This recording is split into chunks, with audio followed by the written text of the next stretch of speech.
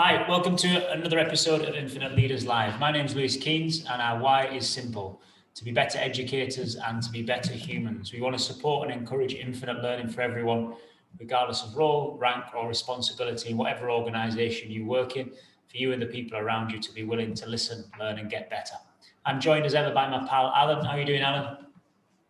Yeah, good, Lewis, thanks. And as you might have seen on my Twitter, I've been learning to skateboard today. 43-year-old dad of two, learning for the first time to skateboard. So let's just hope I'm not going to be in hospital over the next few weeks.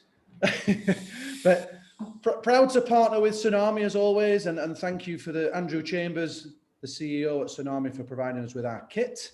And we will continue to focus on the things you don't get taught at university or on any courses, real life lessons from real life people with real life experience.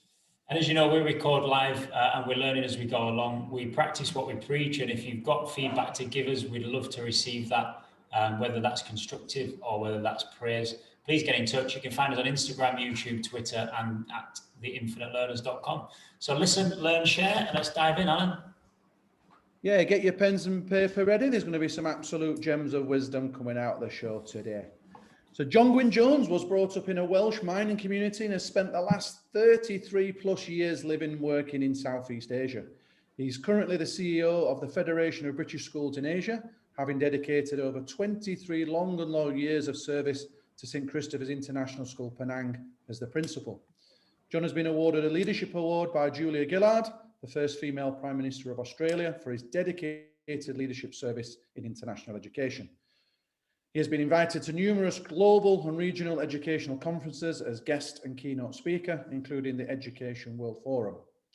In December 2019, John was awarded an MBE by Her Majesty the Queen for his services to British education overseas.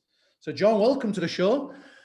Mining village in Wales to the tropics of Southeast Asia. Tell us a bit about that journey. Well, thanks for the lovely introduction. I feel quite humbled, actually. And I loved your introduction about the work you do, listen and learn. That's such an important message as well.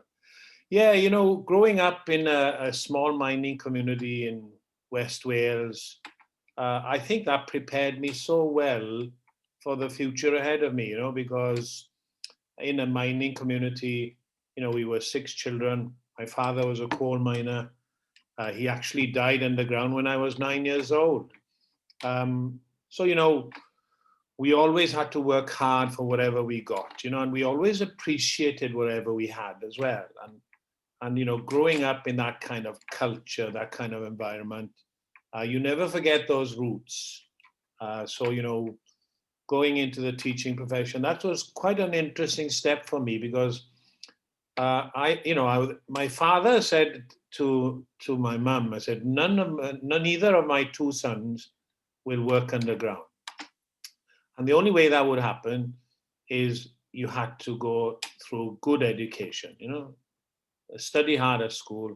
Now, for my brother, it was quite easy, he was quite an academic. For me, it was the opposite. I would have loved to have been a coal miner like my father. I would have loved to be in amongst the men and the lads.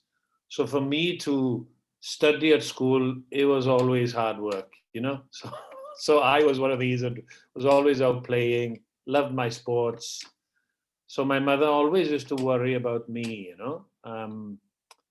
So when I finished my education in school, I did in those days, it was O levels. I said to my uncle, there you are, done it.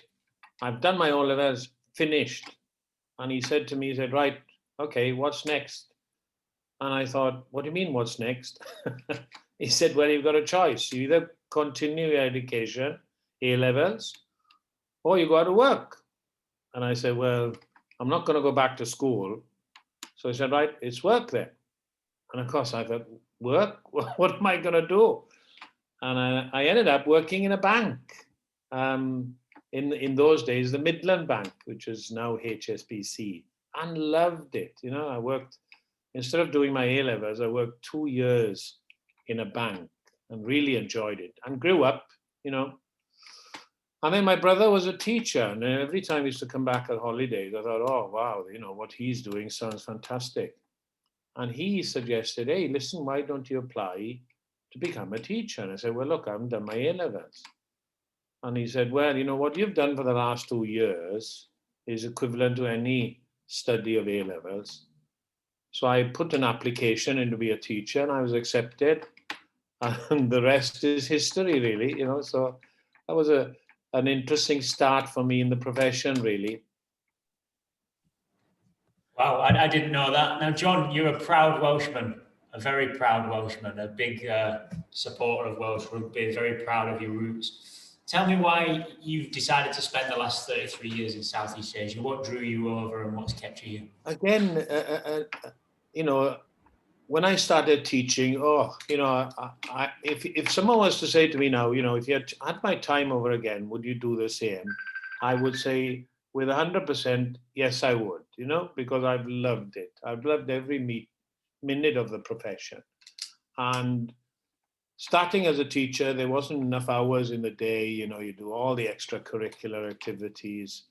And in those days, you know, to be promoted was quite a challenge. You know, you had to wait your time. It was always seniority. You know, it was always there were guys who'd been around for 20 plus years who get in those days the old scale 2 post.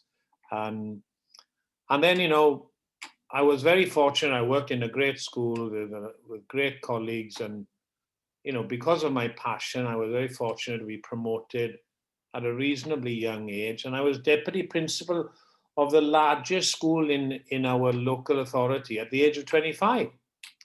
And that I'll come back to that later, because that was an interesting story. And again, you know, I was totally out of my depth, and I learned, and you know, it took me a couple of years to really get to grips with that role. And then, of course, I was shortlisted for a headship, and I didn't get it. And I felt I did enough to get it. I was so disappointed. And my sister was working in Hong Kong. So, you know, she spoke to me, said, come out here. I know a lot of teachers, and, you know, it's a great lifestyle. And I thought, oh. So I applied for a job in Hong Kong. Fortunately to get it, it was a British school of the British Services School, you know, the British Army School. And then my local authority seconded me for 3 years to take up the job. So I had nothing to lose, you know, so I had a protected salary to go back. So I thought, what the heck? And then 35 years later, I'm still overseas. That first posting, John, how did you explain that to the people back home? Because we have this conversation loads, don't we, Lewis, where they go, well, why have you gone overseas? What about your mortgage? What about your pension? What about this? And back in the 80s when you were there, that conversation must have been even bigger. So how did you approach that, and what was your sort of rationale there? Well, you know, Alan, as I said, I was fortunate to be seconded on a protected salary because, you know, the director of education in my authority was very forward thinking. He said, look, what you'll do out there in the next 3 years, come back to our local authority, and what you will share with everyone will be amazing. And he was absolutely spot on, you know. So I had nothing to lose, really. So I thought, oh, what the heck? So I was very fortunate to be in that kind of situation. But of course, once I sort of adjusted to going overseas, imagine going from West Wales, you know, a country town like Carmarthen, to the dizzy heights of Hong Kong. You know, it was a real eye-opener. I'll never forget on the plane going out, you know, on British Airways, flying, or British Caledonia in those days.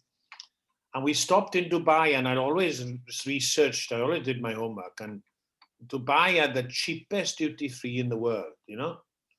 So we landed in Dubai, got off the plane, on a bus, into duty-free, and of course, I bought about 6 bottles of liquor, you know, all right. You know, and I'd had a few drinks on the plane, so I was very happy. Got back on the plane, on the bus, and suddenly someone heard me talking, and they said, oh, are you John? I said, yes. Oh, you're coming to work in our school. And then I am carrying a couple of carrier bags with all these bottles of liquor. I said, oh, you fit in all right. And I did. So that was a great introduction to some of my colleagues. You know, All right. So did you go there? Did you go there as the head, John? I went as a deputy head there. So again, talking about leadership, I went from West Wales. Coming back to that point when I was promoted as a young guy as a deputy head, the reason I got promoted so young was nobody wanted to work with the head. The head of that school, it was the biggest primary school in our local authority. And, the head of the school was a big friend of the head that I worked for. I was a scale 2 teacher. So when the job was re-advertised, I said to my head, I said, oh, I see Johnstown's been re-advertised. And my head looked at me and said, you're not thinking about that? Oh, I said, no, I'm too young. And then after he came back to me and said, hey, John, I've talked to the head and he's a good friend of mine. I said, I know. And he's very interested in your application. And he said, but let me warn you now, if he had God himself working for him, he'd find so many faults in him, he said. So just warning you. So I was shortlisted. I went for the interview. And, it was the hardest 5 years I've had in my life. Yet again, working with a head like that, in terms of totally sort of micromanaging or, in charge of everything, I learned so much, I learned so much. And of course, the reason I got the job, as I said, nobody wanted to apply for the job because his reputation went ahead of him. So then when I went to Hong Kong as a deputy there, the head there was the opposite. He said, John, get on with it. Whatever you want, you just do it. Just leave me alone. Get everybody off my back, sort of thing. So it was literally the opposite, So having those experiences, in terms of leadership, it really, you can't read about that. You've got to experience it, And then, developing my own leadership style then, you try and model a little bit on both, really, where you are fairly authoritative in terms of asserting what you want. And yet again, you facilitate the people that you work with, So I was very fortunate to have two mentors that were totally opposite. Tell us the contrast, the big differences between being, as you described, micromanaged, which you spoke quite positively about in a way there. And most people think of micromanaging as a really negative way of being managed or managing people, versus that real freedom to go and do as you wish and to leave the head alone in Hong Kong. Tell us what you learned from those experiences and which one you preferred. Well, that's a great question. The first head, in terms of, I had the greatest respect for him. Everybody feared him because, he, give you an example, right? In those days, as a deputy of the biggest school in our local authority, I was a year 6 class teacher as well. I had never less than 30 children in my class, and the pressures you were under. So, having a head like that then take a little bit out of you, it was incredible.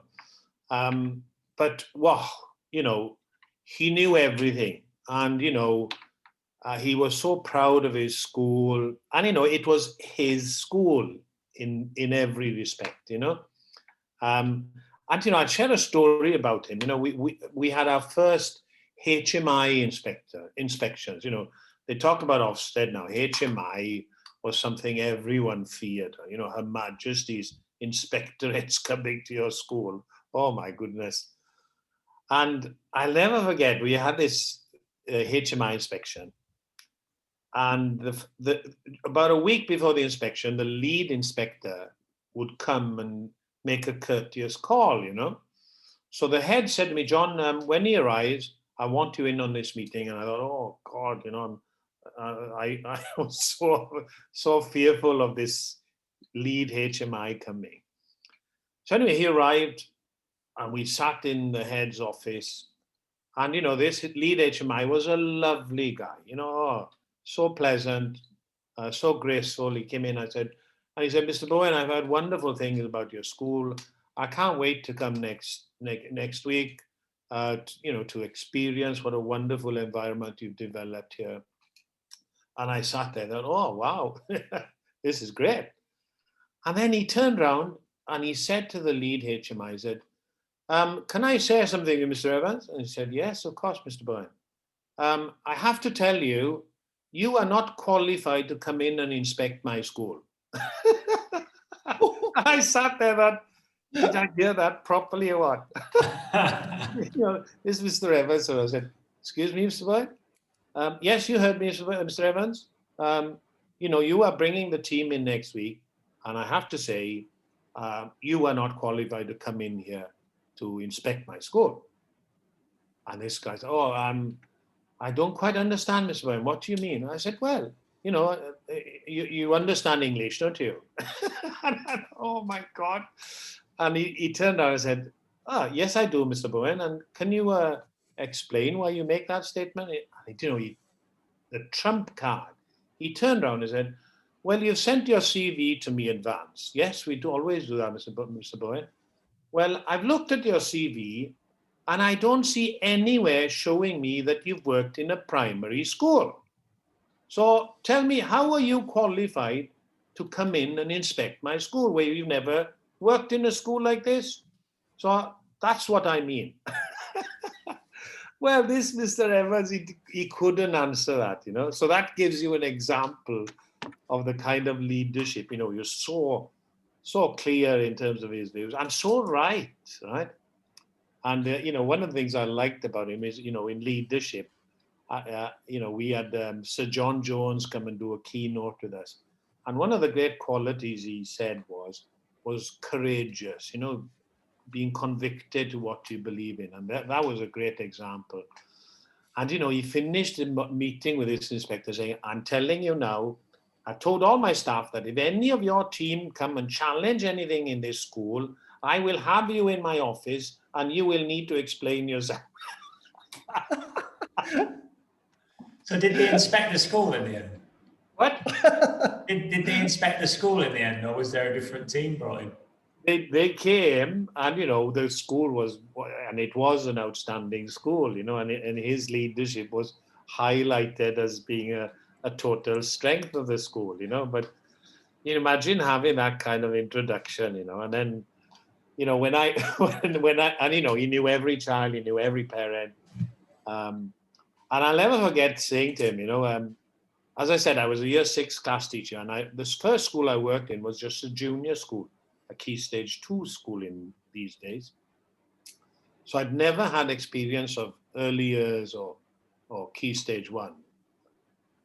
And, it took about 6 months for me to have enough courage to approach him to say, can I take a whole school assembly, And he looked at me and said, you think you're ready?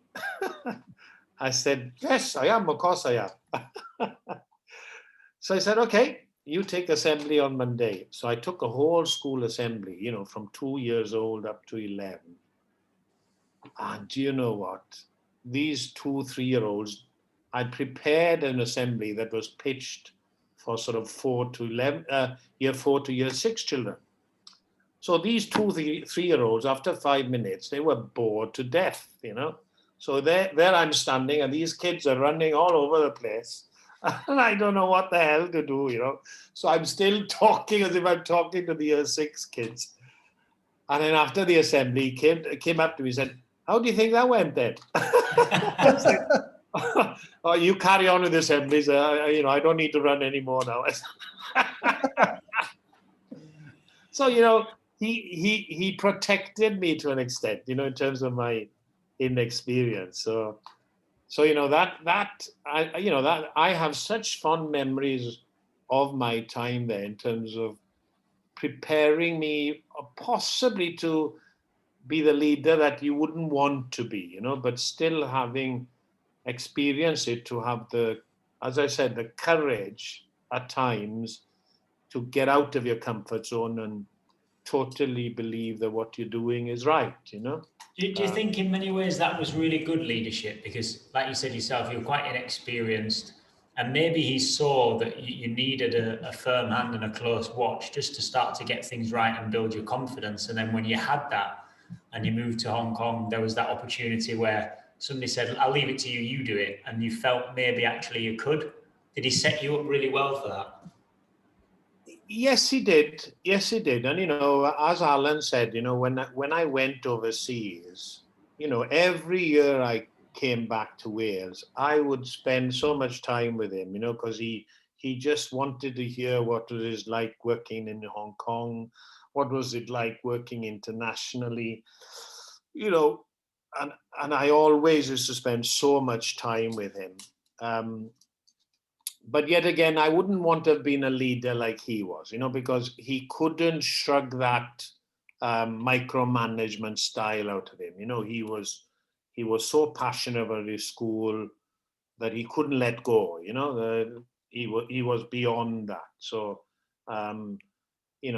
but yet again, as I said, he protected me well. He taught me so much, but I wouldn't want to have been a leader like that. And as I said, I loved talking to him every time I came back. He would sit for hours and listen to this experience that I shared with him, and he absolutely loved it, and I was a big rugby player in those days, and he used to hate it, because he always used to worry, oh, he's going to break a leg, he'll be off school for a couple of months, and he's that kind of person, he wanted to control everything. So then, John, your next experience in Hong Kong then is obviously the antithesis of that. Tell us what you learned from that experience. Well, suddenly I'm working with a head now that literally delegates everything, get on with it, had total confidence in you, and basically gave you the role that you were supposed to take, and if anything, too much freedom, so he was a great head in terms of, especially, the administration, keeping the people above you away from you so you could get on with a job. The unfortunate thing with him was, he was so divorced from what actually went on in the coalface. The students themselves, he didn't know many of the children, because he felt that's not my role. That's you're the head deputy. You take care of your colleagues and the children, and I'll be the one that will just make sure that we tick all the boxes and meet the expectations and everything else. But again, I had the greatest respect for him in so much that he did give me that authority and confidence and delegated, I was able to do so much under his leadership. So a totally opposite style, really. So after two contrasting heads like that, did you move on to Penang after that, John? Yes, well, it's interesting.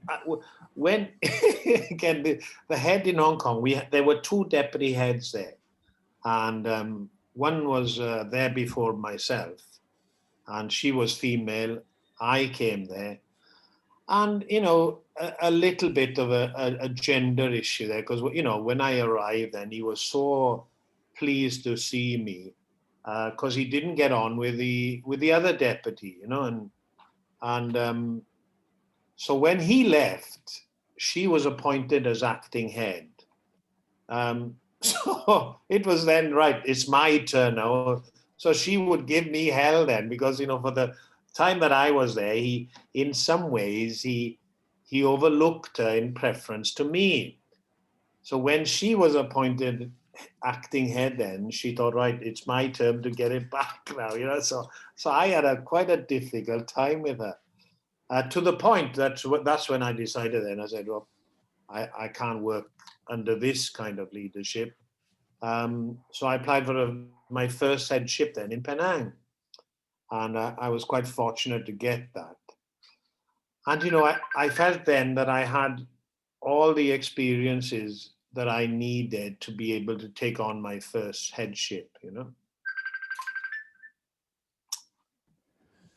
So it's like you're a busy man. Someone's after you, John. Yeah, it's my wife actually.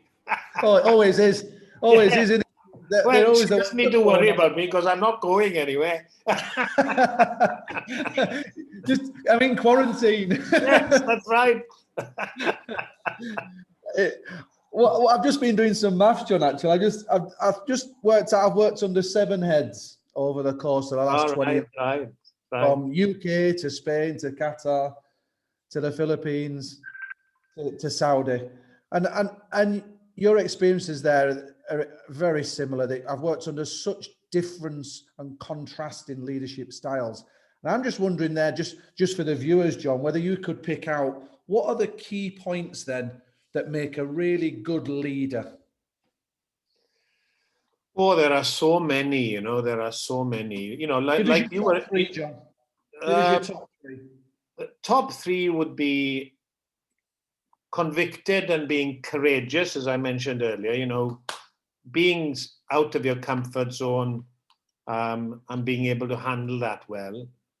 The second one, as you focus on it, a good listener, to be able to be approachable and listening to people who, oh God, my wife is desperate to get hold of me. Let me just tell her I'm in a meeting. I'm in a meeting. Okay, can I call you back?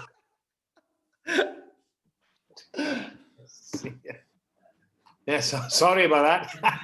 That's fine. You've got to keep her happy, John.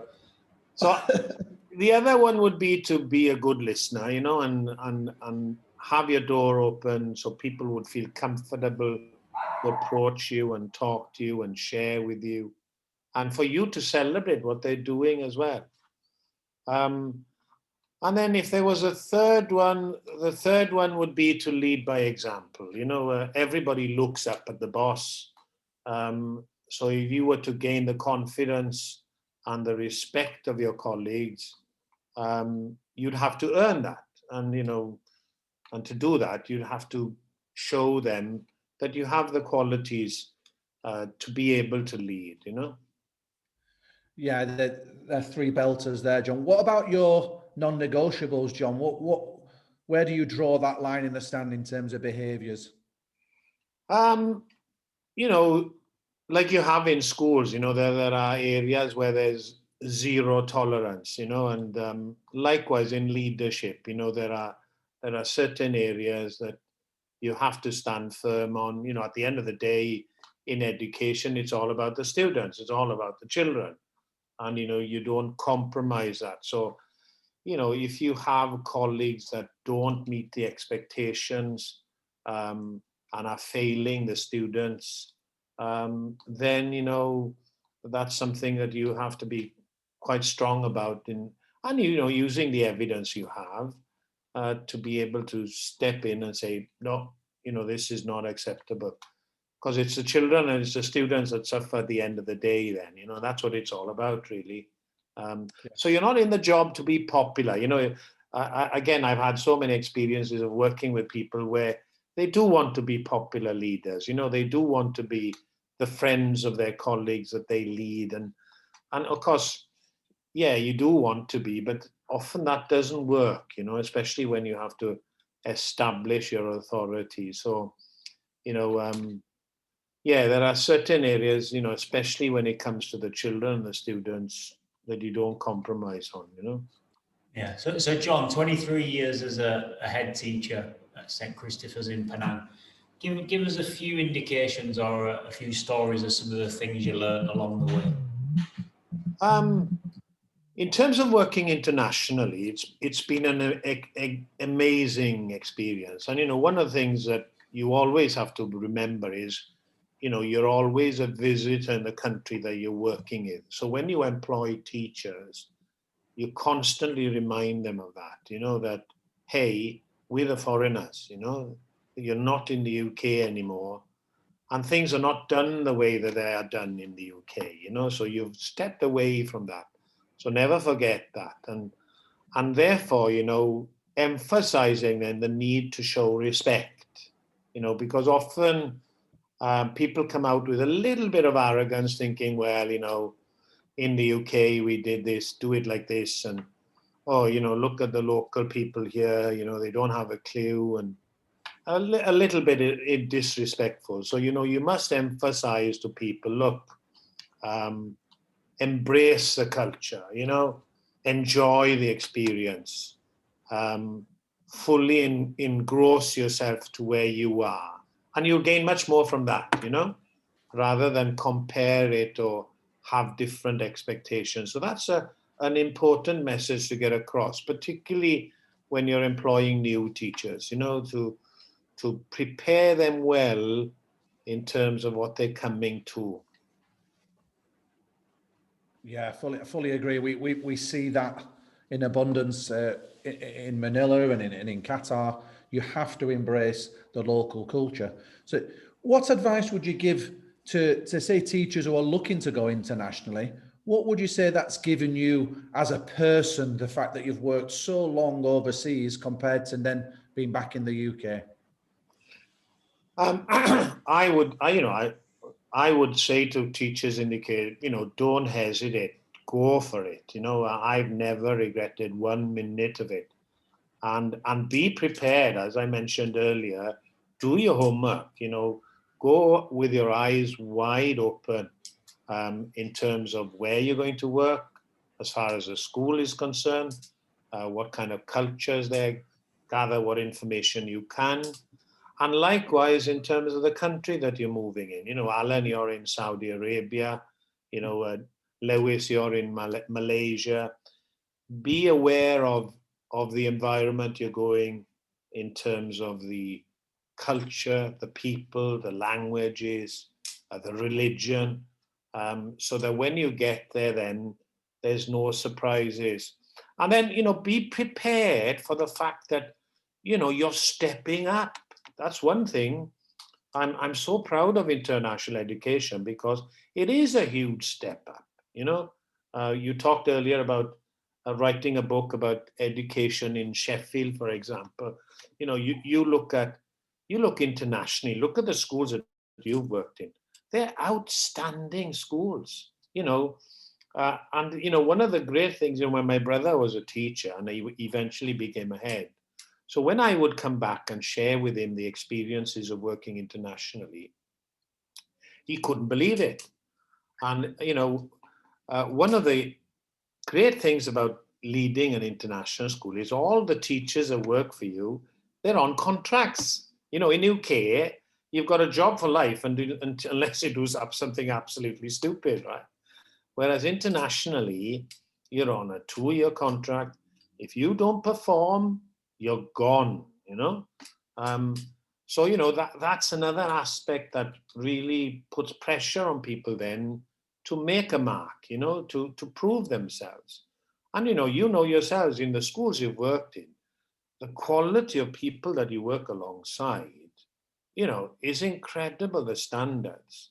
So, that's one thing that I've really enjoyed about working internationally, that you've always worked in schools and with colleagues that, wow, it really has a wow factor to it, Yeah, and John, I just want to touch on some of the work that you're doing now. After 23 years in Penang, you moved on, and there's a couple of projects going on at the moment, isn't there? I want to touch on the Room to Read project that you started in Sri Lanka, I believe, and then the executive headship in Laos, and now chief executive officer at FOBISIA, and where I work with you, and we try and do what we can for PE and sport in the region. Tell us what you've learned from those roles and how they came about.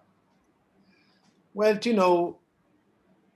teaching historically is you don't go into teaching to earn big money, although internationally the packages that schools are offering are quite attractive. But it's a passion, it's giving yourself, and that's something that's quite important in the profession. You always give yourself in terms of educating the next generation and seeing your students grow up to be great global citizens, but also at the same time, always, international schools, students in those schools are, quite privileged. Their parents are paying fees. So making sure that they also learn what it's like where there are hardships. As I said, growing up as a coal miner's son, we came from a quite a poor background, and making sure that in education, students and staff are always committed to, say, community service. So it was a wonderful gift, actually, that I had. You know, when I retired, my first retirement from St. Christopher's in Penang, my oldest son, as a farewell gift to me, you know, sponsored a school in Sri Lanka, in the war-torn village in Sri Lanka. He built a school and he named the school after me because of my dedication to education. You know, I couldn't have had a better gift, really. And then, of course, you know, I went to Laos. Wow, you you talk about learning, you know, lifelong learners. You know, I retired in Penang, had 24 wonderful years leading St. Christopher's School. And I knew when my sell-by date was, you know, I knew when to leave, and I felt I left on a high, you know. And suddenly 2 weeks later, I'm brought out of retirement to go to Laos. Well, you know, nobody's heard of Laos. So, you know, and of course, it was my first experience in a proprietor school, you know, a school that had an owner. And I was very fortunate, the fact that if it doesn't work, I'd just pack it up, you know, because I didn't need to work. Well, what I learned 5 years in Laos, in some ways, puts the rest to shame, you know. I worked with an entrepreneur lady, and it was, you know, 100 miles an hour. You know, I brought the ideas and she said, yes, yes, yes. And, you know, the things that I learned from her in terms of entrepreneur skills, you know, give you a good example. You know, I worked in St. Christopher's in Penang for 24 years. And one of the things I always wanted for the school was a swimming pool. And, you know, we had money in the bank. We had an area in the school field to put a 25-meter swimming pool.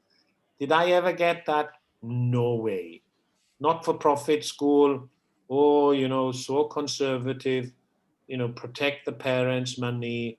Oh, you know, it was too much. I went to Laos. I said to the owner there, oh, it'd be great to have a swimming pool. You know, in Laos, there's only one public swimming pool. And it's a swimming pool you probably wouldn't want to swim in either, for obvious reasons. So I said, oh, we need a swimming pool. And I gave her all the reasons why. And she said to me, I said, yeah, good idea. Where? And I'd never thought of the word where, you know. So I went around the campus, and of course, there was no place to put the swimming pool.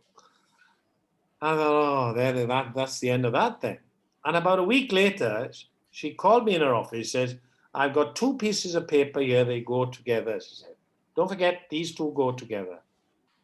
And she gave me 1 piece of paper, a 25-meter swimming pool. And do you know where she put that? We were renting a house next to the school. And next to the house was a huge driveway. She put a 25-meter swimming pool in the driveway of the house. You know, I wouldn't have dreamt of putting anything like that there, you know. And it's still there, serves a purpose. So they built it. So they built it. That's where the 25-meter swimming pool went. Brilliant. And then she quickly took that paper back and says, here's the other one. And it was a 5-year contract for me. Oh, absolute dream. Oh, I tell you. You know, the experience I had working for her, and still do as a board member, is just incredible. You know, like virgin territory, you know, right? Like the Wild West. Whatever you want, let's do it. You know, we had 2 campuses. And by the time I left, we had 5 campuses, you know. And even now she's thinking of another one, you know. Incredible. And in a country that's developing, you know. Oh, could write a book about it. So John, you're splitting your time now between Laos, is that right, and Malaysia and Bangkok? Yes. You know, I've ended up with my dream, you know, second retirement, where I ended up as CEO of FOBISIA, the Federation of British International Schools in Asia, you know. And as a young head, my first headship in Penang, that's when FOBISIA was formed. And, you know, I was one of the founding heads. And the whole purpose of it was a support network for heads. Because, as a head of a school, it sometimes is a very lonely job, So we had this small group of heads. It was a bit like a gin and tonic club, where we got together and had a good natter and a moan. And it was great for me, especially as a young, inexperienced head, And then, of course, it grew. And as you know, Lewis, one of the first student activities we organized was a sports one, the FOBISIA Games, which is now quite infamous, with about 70 schools, participating in the primary games every year, as well as under 13s and under 15s. So, as the federation grew, from a small group to where it is now with close to 80 schools, wow, that was the best thing that ever happened to me as a head, for not just for me, but for my staff, for our students, And then to end up being the first inaugural CEO of the Federation, it was a dream job, because I was so passionate about what FOBISIA stands for, So, and, coming in now on the other side of the fence, really, now having to provide value for the schools and the members, it's fantastic. Love it. Yeah, it must be great, John, seeing it from its inception all the way through to what it is now. Does leaving a legacy matter to you, John? I mean, you've got a legacy in Penang, you've got a legacy in Laos, you've got the charity schools sort of in Sri Lanka. Does that matter to you, or is it just something that's just a byproduct of your work? No, it doesn't really matter to you.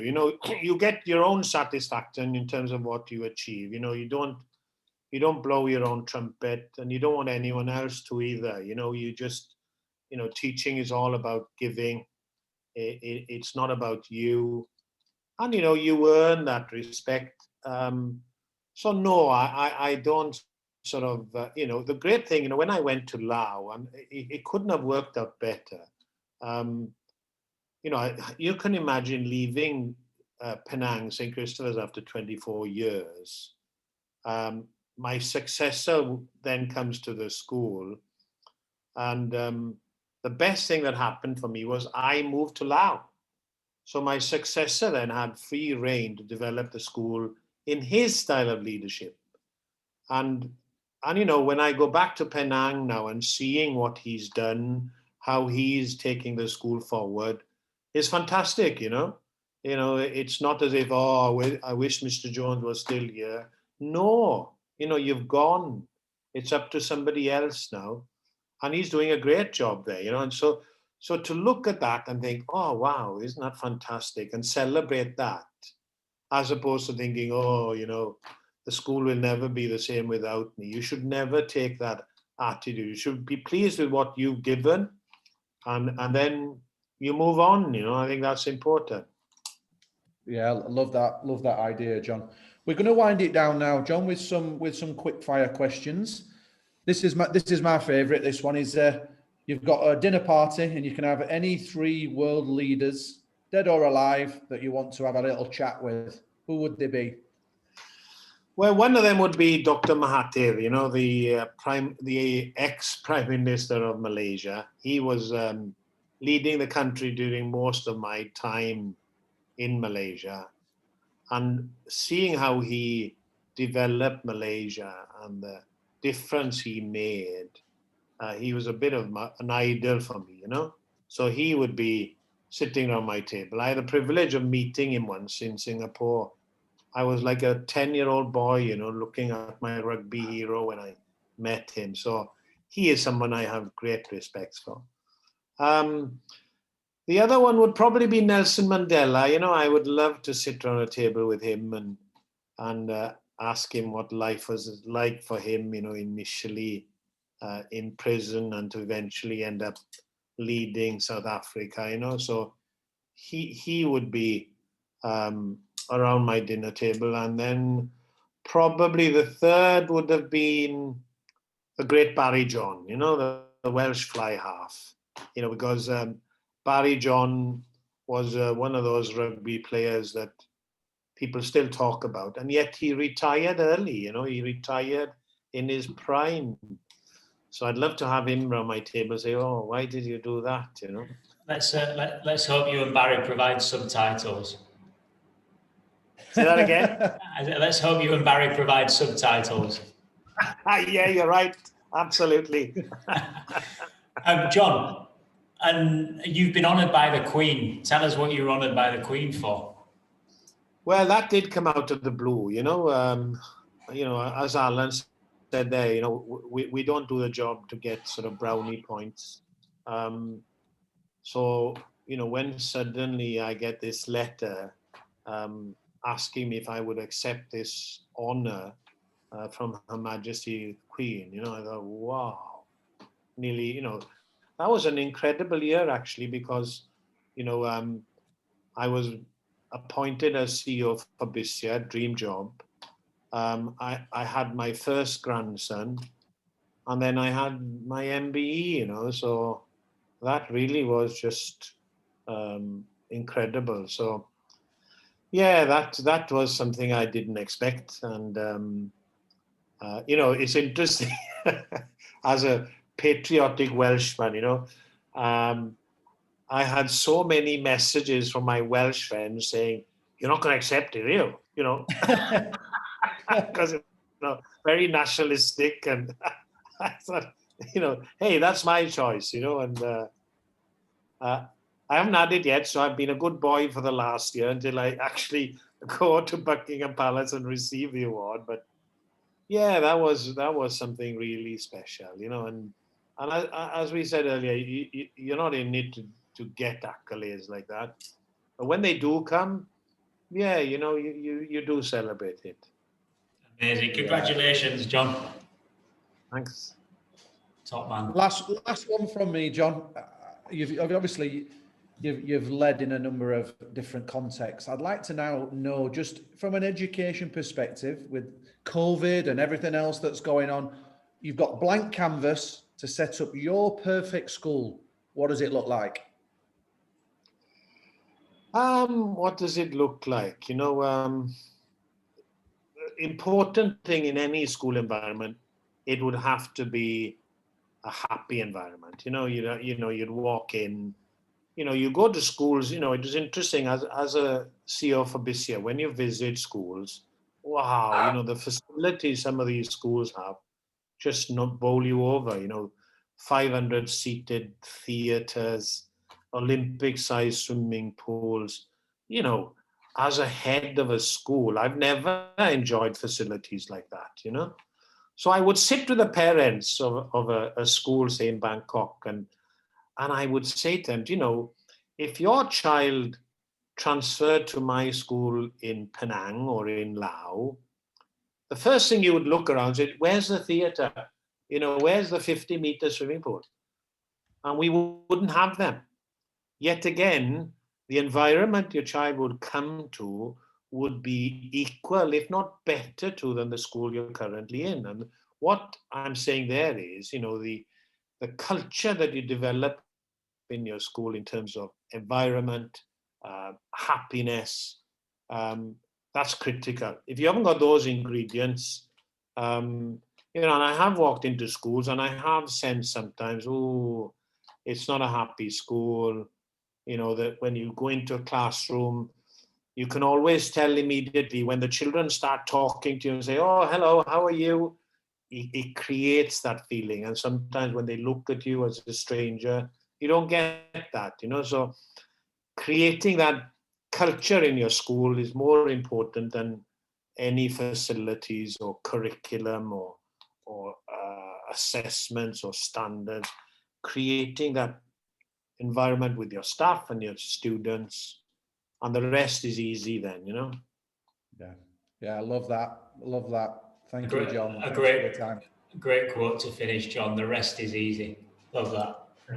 It is actually, you know, you know, the challenges at the moment with COVID-19, you know, I take my hat off to school leaders, to teachers working under the current environment, you know, and I see it from the outside. And I tell you, I've got the greatest respect for our profession as to how we overcome all the obstacles. You know, it's amazing. And that's where you're often challenged as a teacher. As I said, courageous, out of your comfort zone, you know, which we all are at the moment. But, you know, when you see that, you think, wow, this is what teaching is all about, you know, and I think that's incredible. And, you know, the biggest issue now is well-being. You know, people are suffering, and they're suffering silently, you know, they're not bringing it out, you know, they're away from family. You know, it is a challenge now. So, you know, when I say create that happiness, to really maintain that under these circumstances is a challenge. And schools do it so well, you know, and that's what's great about our profession. Top man, John, it is. It's tough for everybody out there, but we crack on, we keep our sleeves rolled up, and for the time being, let's try and enjoy your holiday. John, thanks a lot for coming on. Really appreciate it.